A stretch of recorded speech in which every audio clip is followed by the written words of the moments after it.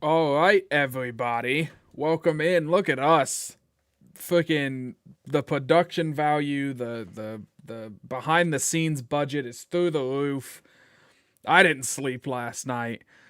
It really didn't take that long to put together. I'm just glad we got some stuff going on. I just want to share my screen and use my mouse cursor to show everybody all the neat little things. Of course, now have a little load the box bottom line, in the purple and gold, going through telling you some of the Vikings news. I've tried to get it as up to date as possible. The most recent news I have on there is, of course, the Chad Beebe signing, which is pending physical, which I've learned in buying a house. Pending inspection is very crucial before you go telling everybody you bought a house.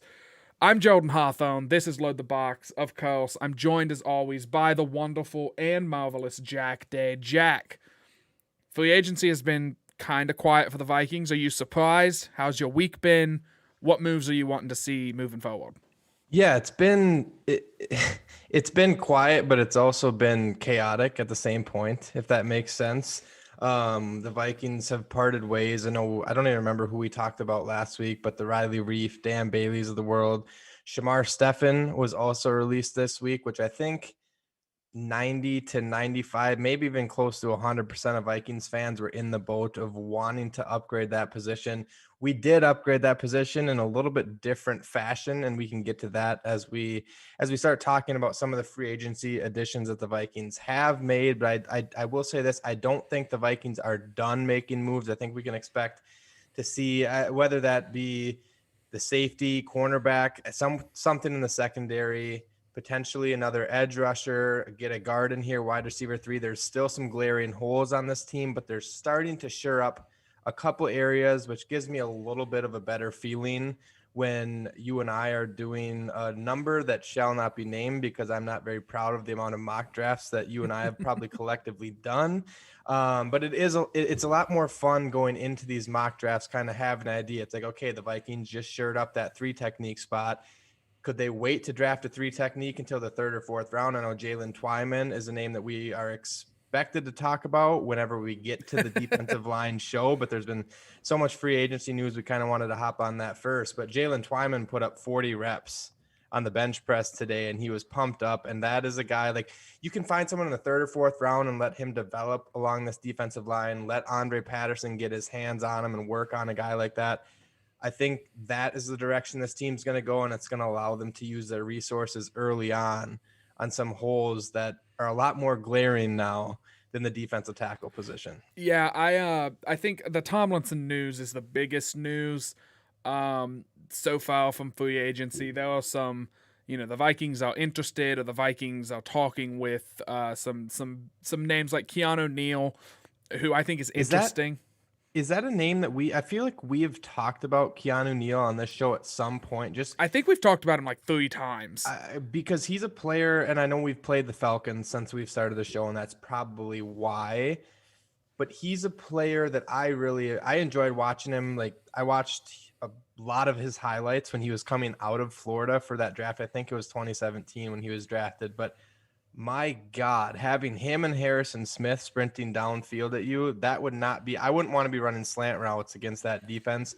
I know he's not, I think the report said that he's also willing to come down and play linebacker if a team wants to have him in that role too, which bring back the J-Ron Curse vibes, or you can get somebody up in the box too. I know Harrison Smith or Keanu Neil can both kind of play like that. And I think it would be really interesting to see Mike Zimmer get his hands on 2 safeties that are like that he can fully devote his trust into. Yeah, I would be curious, because I saw some speculation online about Harrison Smith maybe moving into more of a free safety spot.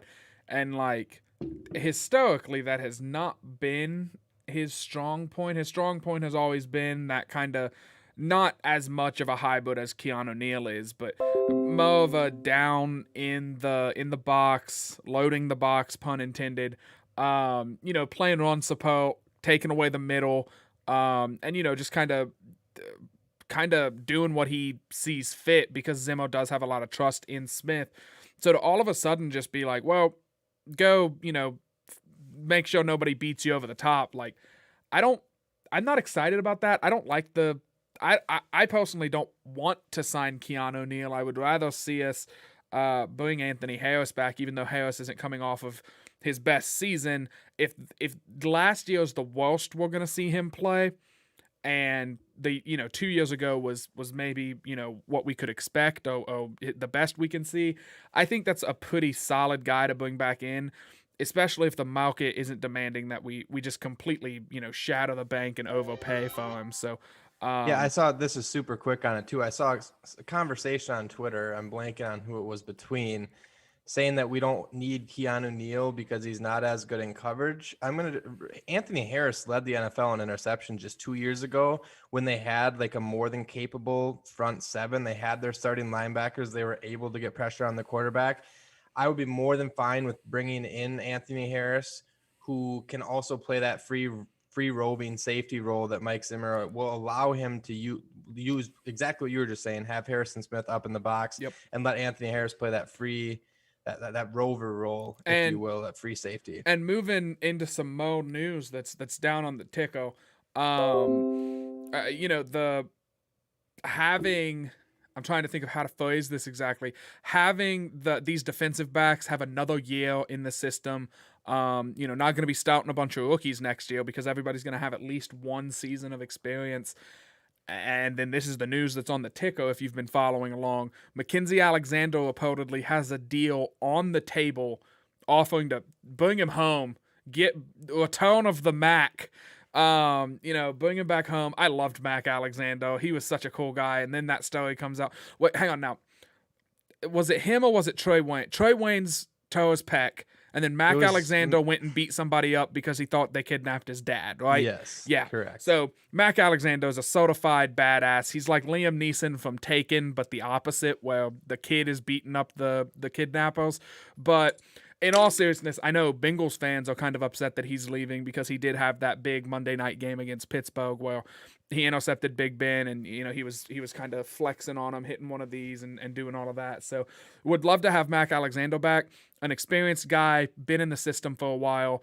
Very similar to the signing that I think we mentioned kind of in passing last week of Stephen Weatherly, coming back in, been in the system, knows the scheme, and was never really the guy on the team, but just a key role player that we kind of lost. And Mac Alexander coming back, I'd be curious to see, because he was primarily playing kind of a slot role, and I think they want Gladney to play kind of that slot role. So maybe they don't want Gladney though. Maybe if Mac comes back, Gladney goes back to the outside, and or maybe they duke it out in training camp, and we just kind of see they let the better man win. But really excited to see that news. That was actually that's been the highlight of my free agency so far, was the Mac Alexander news. I hope he comes back because he's one of my favorites. Yeah, I'd welcome Mackenzie Alexander back in purple for sure. And I think there's a lot of people saying, well, we already have Jeff Gladney in the slot. I want to go back to last year this time. We weren't looking at Jeff Gladney as our nickel cornerback. That's not what we drafted Jeff Gladney in the first round to be. You don't draft, in my opinion, don't draft a cornerback in the first round if you know he's specifically going to be a slot guy. Coming out of college, I remember I wrote something on Gladney.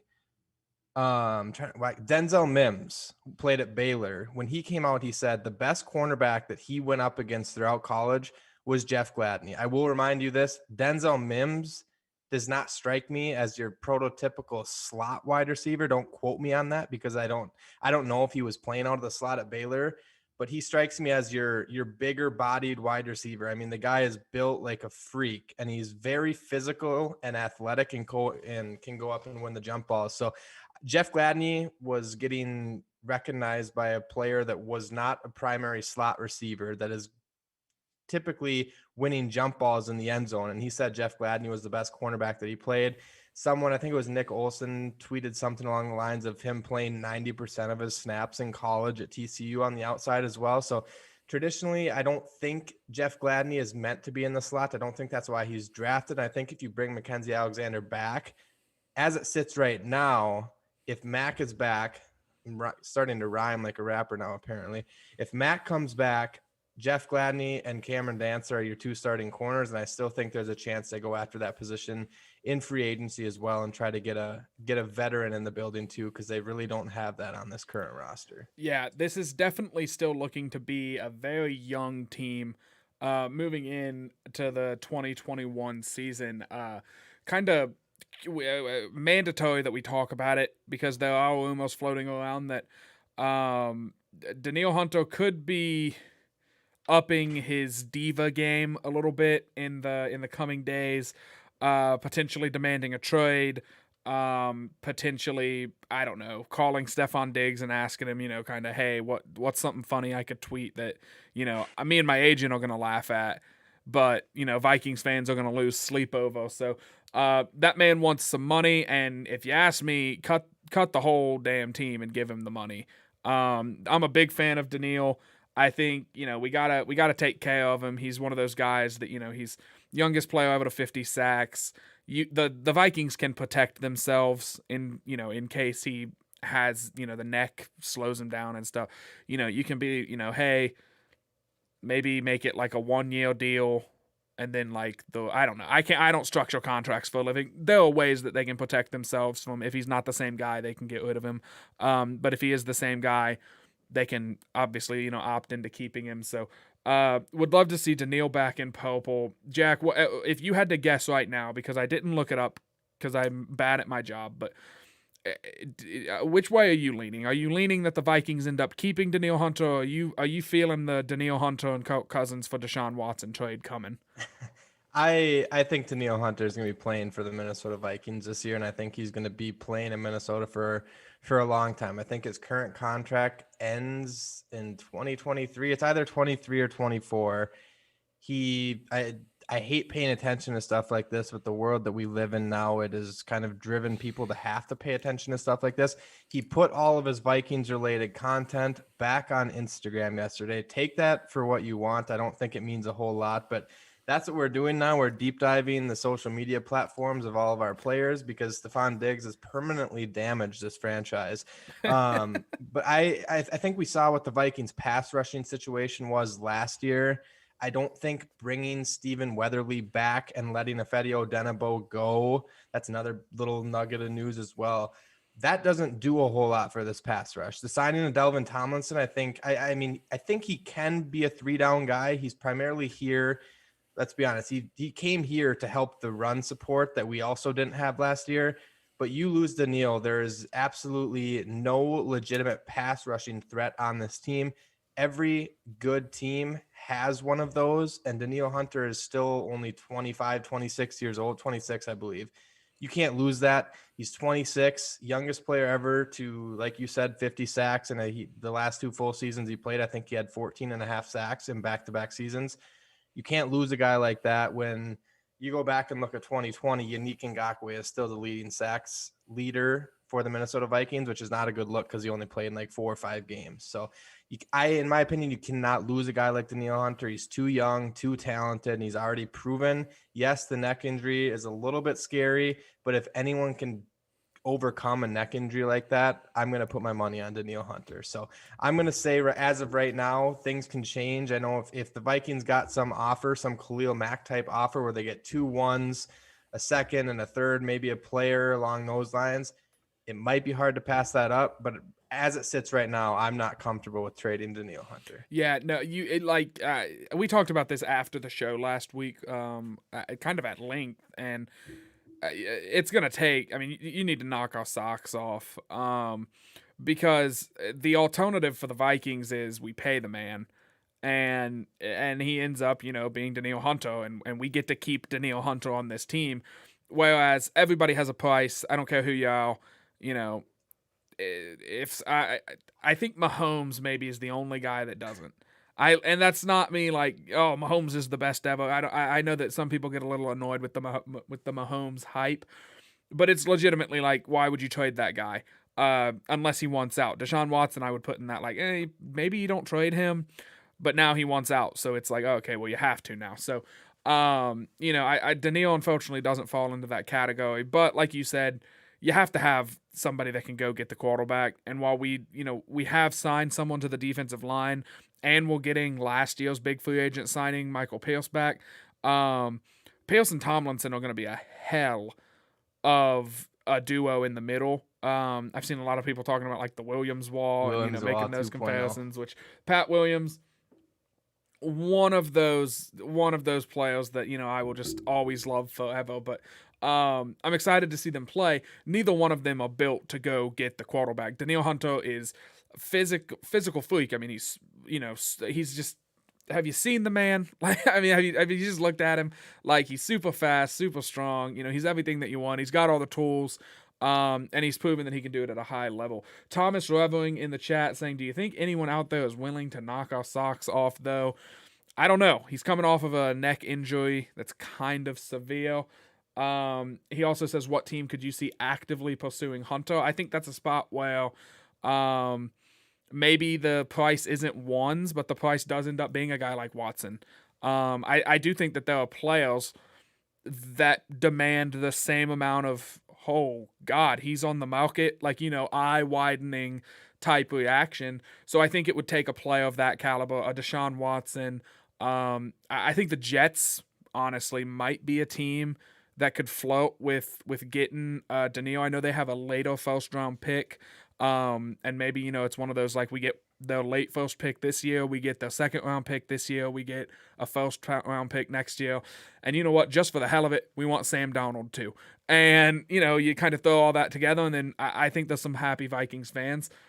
And you know what, we throw Kirk Cousins in there and we get their number 3 pick and we get Zach Wilson, and then everybody's freaking happy because we just got Wilson. But Jack, I'll pass that question on to you. Do you think the league would take notice if Hunter became available, and who would you see actively pursuing him? My official answer is the Jets, because they have the second first round pick. Yeah, I think the neck injury gives the Vikings a little bit more leverage than some people are realizing at this point. I think people are saying they're seeing the news out of Houston and saying Deshaun Watson has all of this leverage, but Daniil is signed, like I said, through 2023, and he's coming off of a neck injury. And if he can prove that he's healthy, I personally don't think, I know you just said that there's really not a player on this roster that's in that untradeable category, but Daniil Hunter, healthy, is as close to that category as one can get. If he comes back and he shows that he's fully healthy, this Minnesota Vikings team, the Wilfs, they're going to pay him. They're going to make him paid what he wants. Essentially, they're not gonna hand him a blank check by any means, but they're gonna pay him handsomely. And I truly believe that he's going to be here in 2021 and for many years to come, because the Vikings saw, like I said earlier, they saw what they had last year, and it wasn't pretty.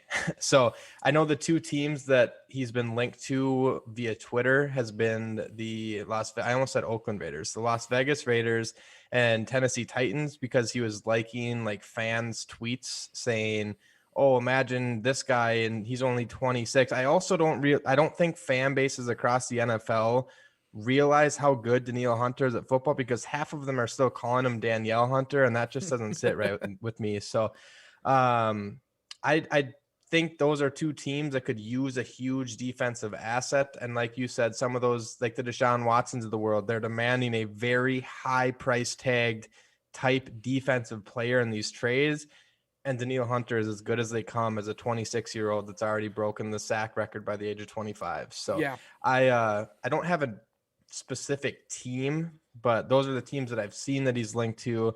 And at the end of the day, I think he's going to be playing here for many years to come. Wouldn't it be painfully ironic if Las Vegas did trade for Hunter and they ended up with Yannick Ngakoue and Daniil Hunter? Because I'm pretty sure they signed him in free agency, correct? The Raiders just did. Sorry, I was getting a FaceTime, but yes, the Raiders just signed. So that would just be painfully ironic to see. One, they traded Khalil Mack to come dunk on Kirk Cousins and Riley Reif twice a year, and then we trade our best pass rusher to them, and they also have a guy that we gave us up a second-round pick for. It would just be a little frustrating. It would be a little bit of the Vikings woe is me type thing. Jacksonville would also be a good landing spot for him, adding a for sure proven pass rusher, and then another team that they have another first-round pick, and it's going to take at least one in this draft. And if Jacksonville was picking not at number 1, I would say maybe. You know what? Here's a question. Would you trade Daniil Hunter for the number 1 pick? I think you have to, especially in this draft class with Trevor Lawrence. I think that's tough, and that could be a debate for another day, because I know we have some other stuff to talk about. But That's tough because Man. you have the best quarterback since Andrew Luck and the John Elways of the world. But at the same time, I've heard there were some very good reports coming out of college about Jamarcus Russell too. We know what we have in Daniil Hunter. You don't know what you're going to have in Trevor Lawrence. I'm not going to say that I'm going to 100% take an established pass rusher, but a pass rusher is probably the most important position on the defensive side of the ball. Yes, the upgrade at quarterback with Trevor Lawrence, the upside of having Trevor Lawrence, the revenue the name Trevor Lawrence brings to the state of Minnesota, not the state of Minnesota, but the Minnesota Vikings franchise. It would all be exciting. We'd have a flashy new toy. But at the end of the day, this defense is what was the biggest issue on this team last year, and getting rid of Daniil Hunter does not solve that problem. Yeah, but defense is for schmucks. And I'm just going to say right now, this is the Moneyball move. You trade Hunter for the 1. You trade the 1 to the Jets for 2 1s. You get Zach Wilson, and then we can still grab a guy in the late first. Boom, bam. Super Bowls for the next 20 years. Next Tom Brady coming in. Zach Wilson, how you doing? Friend of the show. To get back to reality, I'm looking at the ticker because I love it. I'm proud of it. I'll be honest. I'll toot my horn a little bit. The Vikings did not tender Mike Boone and Ifeadi Odenigbo. Not surprised that they didn't tender Boone, but I'm curious if maybe it will be kind of a Chad Beebe situation where they still try to bring these guys back. They just didn't want to put the tender on them because they didn't want to have to pay them, whatever the tender is. So, Chad Beebe's back. I mentioned that at the top of the show. Pending physical, which I'm sure that we'll check out. The last thing that I personally have is actually not really Vikings related, but I saw a very good tweet. I believe it was from Luke Bond over on the Locked On Vikings podcast. Very good show. Go check him out. Follow him on Twitter. While you're there, follow us on Twitter at LTB Vikings Road to 2000. Still going strong. You can follow Jack on Twitter at Jack_H_day and myself at JHawthorne16. But one more time, that show Twitter is at LTB Vikings. Like load the box. It's up there.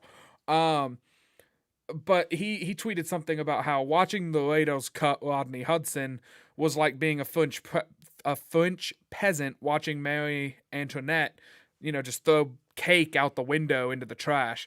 And it's like you're cutting Rodney Hudson, like the Rodney Hudson, like he's pretty good at interior offensive line, and we kind of suck. So I'm hoping the Vikings can find it in the wallet to bring a guy like Hudson in.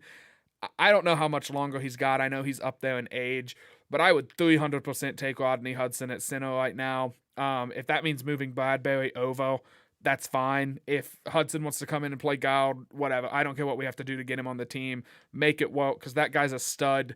And I would love to see the interior of this offensive line get a lot stronger with a proven commodity rather than fingers crossed on a draft pick. Jack, what are your thoughts on potentially bringing in Rodney Hudson? And then also I'll let you kind of finish up with any other news that we want to get into.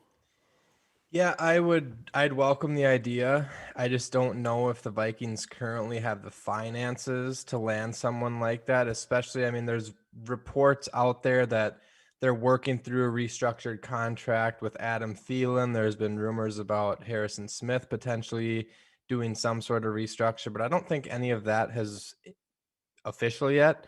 So until that happens, the Vikings don't have as much wiggle room to play with. And a guy like that he's going to not necessarily break the bank for the Vikings, but it's going to be tough to land a guy like that in this market when I think he could go elsewhere and make more money than what we're going to offer. And I think that's the case with a lot of these free agents that were on the Vikings radars. They took offers and it was like, you'd see the alert and it's like, okay, the Vikings were never going to pay him that much money because they cannot afford a guy that is going to they're demanding that much money. And people want money. I know I would prefer to have $5 more million than not have $5 million. So kind of wrapping up on my handy dandy little note sheet here that I wrote from before the show, another restructure that happened that was a bit surprising. And I believe my weeks are all mixed up between this week and last week, but I'm almost positive that it was this week.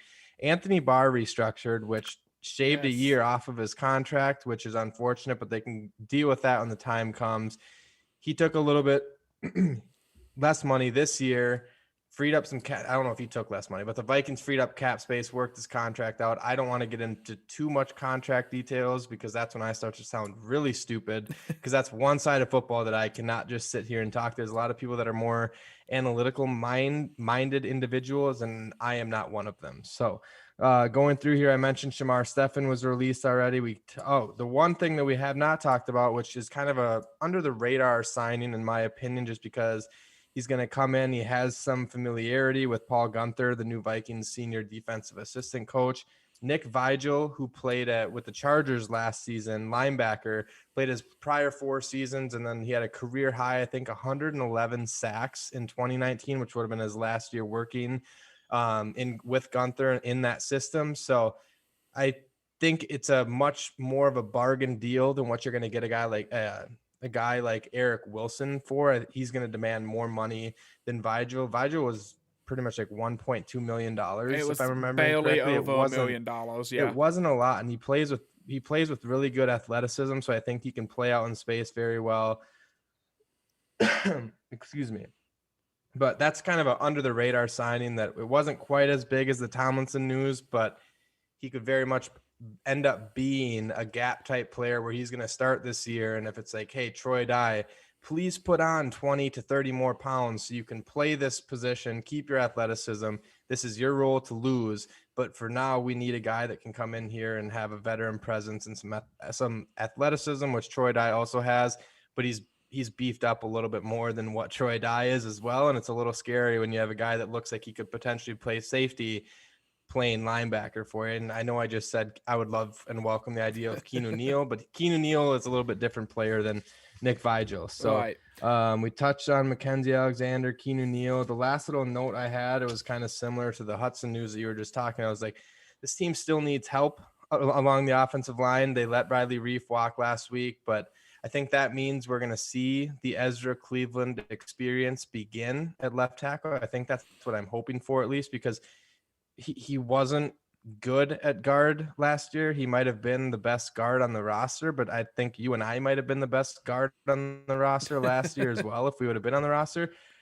So we need to shore up that offensive line because people are going to continue to rip that unit apart until they decide to do something about that. We can't keep taking chances. I mean, they have to take chances on the position in the draft, but they can't keep saying, hey, you know what, we're going to draft this athletic left tackle and force him to switch to a different part of the offensive line, a different side of the offensive line, and a different position as a whole. So they need to get that position up and going. I'd love to get at least one interior guy. There's a lot of guards that were hitting the market, and now they're off the boards already. Yep.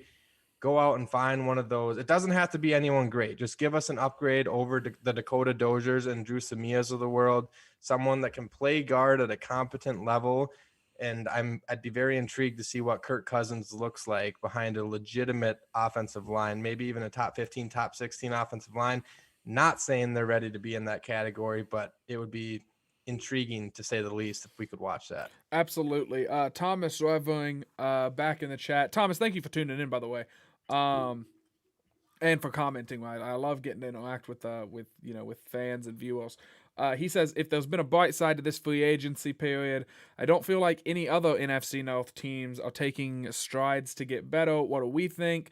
Thomas, you're completely wrong because the Bears just signed Andy Dalton. So they're coming. All right, they are gunning. I think it's so funny that Chicago had their fans ready to buy the Super Bowl tickets because of Russell Wilson coming in.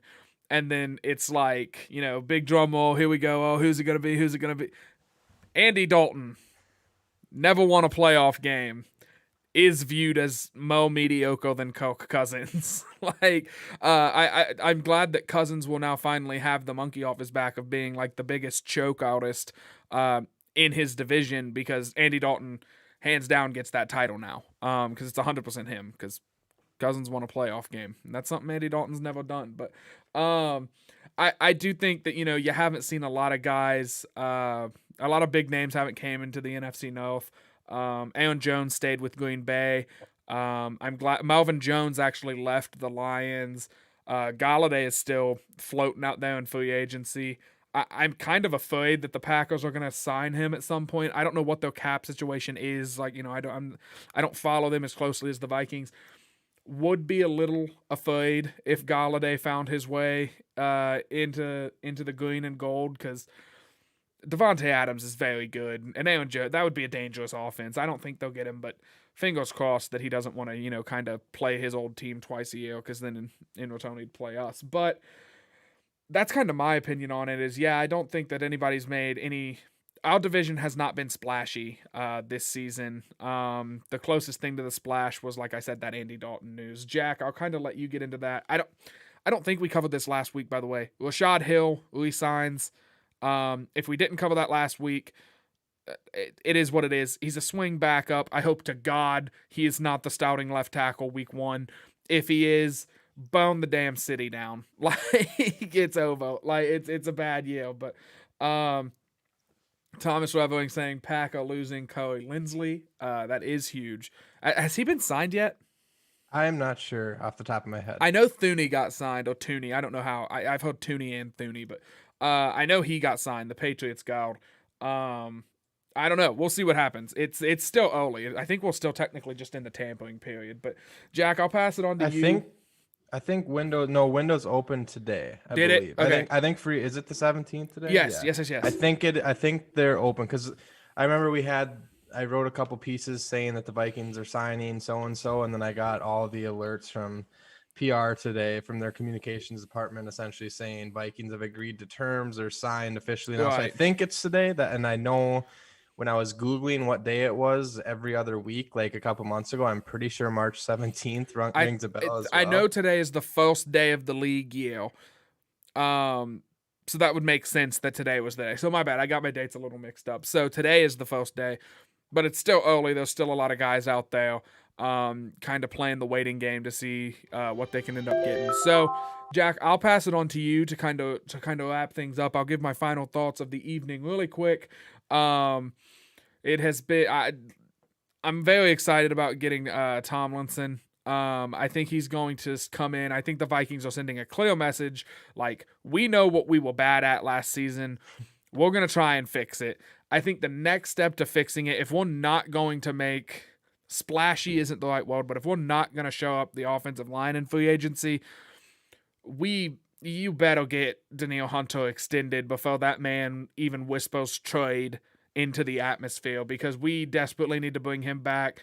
I think the defensive line and also the linebackers, due to injury concerns and injury reasons, it really just decimated us last season. We couldn't get any push, so the run game, we were just getting bullied, and then we couldn't get any pass rush. So the corners were having to cover for too long, and it was bad. It was a bad defensive year. I look for Mike Zimmer to bounce back. I really do think you're not going to run the ball on us, and we're going to find pass rushers. We could still be looking at Kwity Paye at 14 coming in and just immediately making a huge impact next to Danielle Hunter, or maybe Stephen Weatherly. I don't know at this rate. But those are kind of my final thoughts. Hang in there. Jack, I'll let you take us out. Yeah, I can kind of touch on the NFC Notes. I don't think there's been really anything too crazy, but I've had this conversation today already too, and the wide receiver market has been extremely slow. There is, like you just mentioned, Kenny Golladay, Juju Smith-Schuster, still a free agent, Will Fuller. I don't want any of those guys signing with Green Bay, because the moment that offense gets a legitimate wide receiver 2 next to Devontae Adams, I'm going to be terrified for whatever Aaron Rodgers is going to do to opposing defenses that season. So I think we're seeing that, though, pretty much because I think this 2021 wide receiver class is going to be just as good, if not better, than the 2020 class. And I remember going into the draft last year, we were absolutely not ecstatic that we traded Stephon Diggs, but the fact that we could go into a draft and knew that we could find a potential replacement, and they absolutely crushed a home run out of the park with Justin Jefferson. But all in all, we knew going into free agency what the Vikings had, that they were going to have to make some moves like this. They were going to have to make some weird things, like the releasing of Riley Reef kind of sucks because it opens up another spot on that offensive line. but it allowed for them to target guys like Delvin Tomlinson, which they also desperately, desperately needed. We don't need Alvin Kamara running for 5 or 6 touchdowns again on us and ruining the Christmas of all Vikings fans. So I think I'm a fan of what they've done so far. I'd like, for an overall grade, I'll say B minus, B range, maybe more towards that B minus range, because there still are a lot of holes. Losing Riley Reef kind of stresses me out, but I think it's time to move Ezra Cleveland over there, and you have to go find 2 competent guards to know what we have in Garrett Bradbury before we can absolutely throw him to the wolves as well, because he's been playing alongside. I think someone tweeted today that Drew Samia actually wasn't the worst graded guard in the NFL last year. There was one worse than him or something. But having said that, Drew Samia, Dakota Dozier, it's not helping progress our young center at all by any means. We need to fix that and actually see what we have. I think what we have in Brian O'Neill. We don't quite know what we have in Ezra Cleveland yet, but that's why we have to find that out. And you have Bradbury. There's those 2 openings at the guard spots. Solidify those 2 spots, get a wide receiver 3. And I'm just kind of throwing my wish list, my shopping list for the Vikings at everyone right now. But go out and get a smaller signing of a guy like Keelan Cole. I think he will immediately boost the return game. He's a huge upgrade over, if you want Chad Beebe on this roster, that's completely fine. But Keelan Cole is an upgrade at wide receiver over Chad Beebe as well. And then really just allow Mike Zimmer to attack this defense more through free agency and through the draft. They're going to have to draft safeties. They could draft corner. There's really not a position on that defense that I'm going to be surprised if the Vikings end up making a selection at some point to the draft. So there goes my kind of end of the show rant. I don't know if there's anything left that you want to say, or if you want us to end things with the skull right now, or I will go ahead and read the final chat from the night. It is from biggest fan of the show, Tom Day, the offensive line appreciator, saying the Bengals just offered Galladay a deal. So that's interesting. The Bengals, of course, lost AJ Green. That's some NFL style. That was news. crazy. That is insane. You get AJ Green. I was talking to my brother about this. AJ Green to 80% to what he was next to DeAndre Hopkins and Christian Kirk. Kyler Murray has no more excuses. I think that team's gonna be fun to watch. I am telling you, AJ. So living in Cincinnati, I get a lot of debate. Like, everyone down here thinks AJ Green's the best wide receiver since Jerry Rice. Like, they go gaga over the guy, and you should tell those people they should leave Cincinnati every once in a while. Yeah, that's kind of what you have to do. But I've been fighting for probably 5 years now. DeAndre Hopkins is the best wide receiver in the NFL, but now they're together, so it's gonna be potent. And then J.J. Watt on the other side. The Cardinals are gonna be fun to watch this year. But that's the entire rest of the NFL. This is the actual final Tom Day quote of the night. It's a thumbs up emoji. Thumbs up right back to you, Tom. Thank you guys for tuning in. I've been Jordan Hawthorne. That's been Jack Day. One more time, follow the show at LTB Vikings, and then Jack, I'll let you take us off.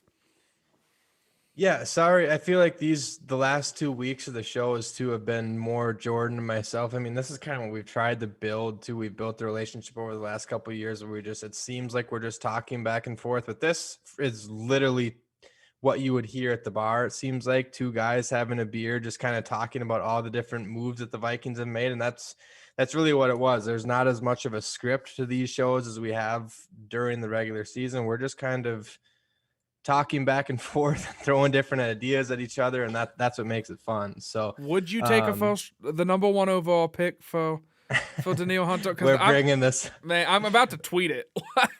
I mean, it's not a bad. I think I still. It's a tough question that puts people on the spot, because I still think you need more than 1 first-round pick, but you're getting the chance at the quarterback of the decade. And I say chance because it still is a big chance, but as of now, he's shown everything that you want to see at the quarterback position. He has the size, he's got the arm strength, he's got the touch, he's got the accuracy, he's got the mobility, and he's won at the biggest stage of them all at the college level. So I wouldn't be mad if the Vikings did it. I will say that I still would like to demand a little bit more, but at the end of the day, I'll finish my rant with this. At the end of the day, the Vikings offense was borderline in not every category, because I don't want to even bring up the interior offense line. I don't need to talk offensive line anymore, but they were borderline a top 10 offense last year. I know yardage wise, I think they were top 5. The defense, on the other hand, was the worst defensive performance that we have seen in the Mike Zimmer era, ranking everywhere. It seemed like they were 25th in the league or lower. They were not good. And I think that's going to change a lot when you get Barr, Kendricks, hopefully Daniil Hunter back, Michael Pierce, you get the Tomlinson signing. The front seven, having improved that drastically without really doing that much in free agency, is going to boost this defense, and it's going to make all 3 levels of that defense better. So I'm very excited to watch, hopefully, some really good defensive football again in 2021. I know that's not as exciting to all the kids out there, and I probably shouldn't be talking like that. That was more just a joke, but I'm not that old either. I think we're going to see some good, maybe not great, maybe not 2017 Mike Zimmer great defense again, but I think we're going to see it start slowly climbing back towards that, because they're getting their superstars back on that side of the ball. And I'm excited to see what this team can do. There's still a whole draft that we have 12 picks now that could turn into more. We all know how slick Rick likes to move around the draft, but 12 picks this year already, 15 picks last year. Go get a couple more free agents in the second and third tier of free agency now, and let's go out and have a fun season in 2021. It's crazy to say that, because it seems like it's so far away, but it's going to be here before